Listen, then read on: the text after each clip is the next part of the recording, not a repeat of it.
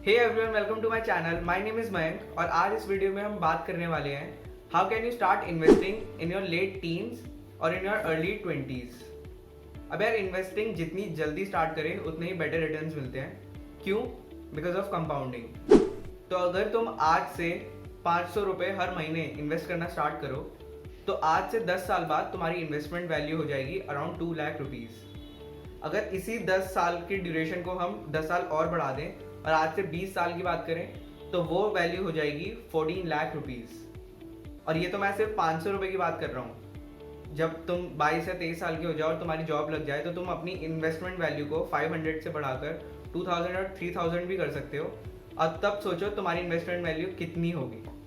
So this is the power of compounding. तो इस video में हम आज ऐसे ही कुछ इन्वेस्टमेंट ऑप्शंस देखने वाले हैं which will give you amazing returns. So make sure you watch till the end. Also do like the video and subscribe to the channel. अब यार, वीडियो स्टार्ट करने से पहले मैं एक बात और कहना चाहता हूँ। इट्स अ रिमाइंडर और डिस्क्लेमर कि इस वीडियो में आई एम नॉट सजेस्टिंग और recommending anything to anyone. I am just relaying information and it's your job to do your own research. हर एस्पेक्ट को जानो, समझो और तब अपनी इन्वेस्टमेंट प्लानिंग करो। तो यार, अब बढ़ते हैं अपनी वीडियो की तरफ। तो पहला ऑप्शन है इक्विटी या स्टॉक मार्केट। अब stock market is hands down the best investment option you can ever get. अगर तुम्हें एक अच्छी नॉलेज है स्टॉक मार्केट की and you do it the right way तो तुम स्टॉक मार्केट से इतना पैसा कमा सकते हो जितना तुम किसी भी इन्वेस्टमेंट ऑप्शन से नहीं कमा सकते। लेकिन doing it the right way is the key. अब यार, प्री रिक्विजिट्स क्या है? अगर तुम्हें स्टॉक मार्केट में इन्वेस्ट करना है तो तुम्हारा एक डीमैट अकाउंट होना बहुत ज़रूरी है। अब ये डीमैट अकाउंट तुम अपने बैंक के थ्रू भी ओपन करवा सकते हो या एक सेपरेट ब्रोकर के थ्रू। अब यार, अगर स्टॉक मार्केट में तुम्हें सेपरेट शेयर्स में इन्वेस्ट नहीं करना तो तुम निफ्टी इंडेक्सेस में भी इन्वेस्ट कर सकते हो। निफ्टी इंडेक्स जैसे निफ्टी 50।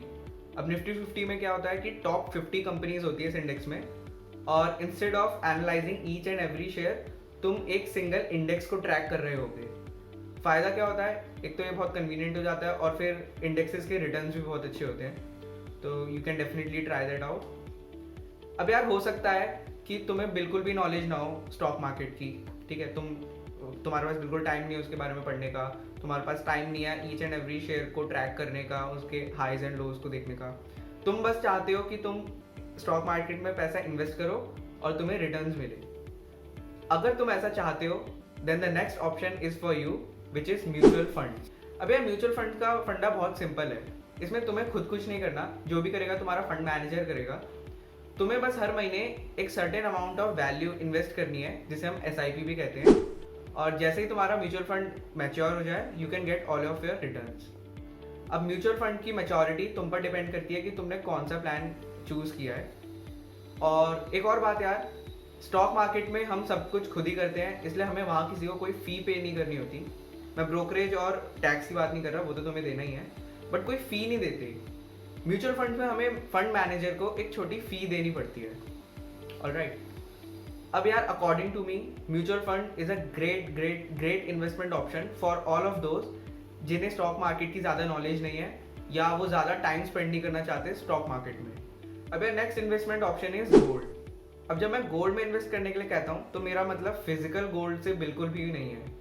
मैं ये नहीं कह रहा कि तुम जाके ज्वेलरी खरीदो। गोल्ड में इन्वेस्ट करने से मेरा मतलब है सोवरेन गोल्ड बॉन्ड्स में इन्वेस्ट करना। हमें सोने पर पैसा नहीं लगाना, हमें सोने के दाम पर पैसा लगाना है। सोवरेन गोल्ड बॉन्ड्स अब होते क्या है? Sovereign gold bonds RBI issue करती है और इनकी एक इशू डेट होती है जिसके अंदर अंदर ही हम इन्हें खरीद सकते हैं। मैच्योरिटी पीरियड, गोल्ड बॉन्ड्स का मैच्योरिटी पीरियड इज 8 ईयर्स। 8 साल के बाद ही तुम इन्हें बेच सकते हो। 8 साल से पहले भी बेच सकते हो पर फिर तुम्हें टैक्स देना पड़ता है, राइट। और गोल्ड बॉन्ड्स में एक मिनिमम और मैक्सिमम रेंज होती है कि तुम मिनिमम कितना खरीद सकते हो और मैक्सिमम कितना खरीद सकते हो। अब मिनिमम क्या होता है? एक unit is equivalent to 1 gram of gold. तो अभी जो भी रेट चल रहा होगा, आई थिंक 5000 के अराउंड चल रहा होगा 1 ग्राम का, तो वही 1 यूनिट की वैल्यू होगी और मिनिमम तुम्हें उतना तो खरीदना ही है।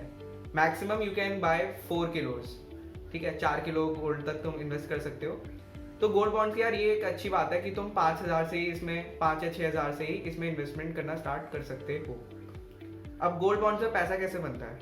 गोल्ड बॉन्ड्स में दो तरह से पैसा बनता है, एक कैपिटल गेन और दूसरा फिक्स्ड इंटरेस्ट रेट। ठीक है, कैपिटल गेन क्या होता है? मान लो तुमने आज एक यूनिट खरीदा gold bond which is of 5000, okay. 8 साल बाद उसकी वैल्यू हो जाती है 7000, तो तुम्हारा कैपिटल गेन कितना हुआ? 7000 minus 5000 which is equivalent to 2000। अब इंटरेस्ट रेट की बात कर लेते हैं हम। इस कैपिटल गेन के अलावा हर साल तुम्हें एक 2.5% इंटरेस्ट मिलेगा। अब ये 2.5% इंटरेस्ट भी तुम्हें सेमी एनुअली मिलता है, मतलब 1.25 तुम्हें 6 महीने बाद मिल जाएगा फर्स्ट 6 मंथ्स में, और अगला 1.25 तुम्हें साल के एंड में मिलेगा। ऐसे करके ये तुम्हें हर साल मिल रहा होगा। तो this is a great thing कि गोल्ड का प्राइस कुछ भी चल रहा हो, तुम्हें 2.5% इंटरेस्ट तो मिलेगा ही मिलेगा। तो next investment option is corporate bonds. अब कॉर्पोरेट बॉन्ड्स क्या होते हैं?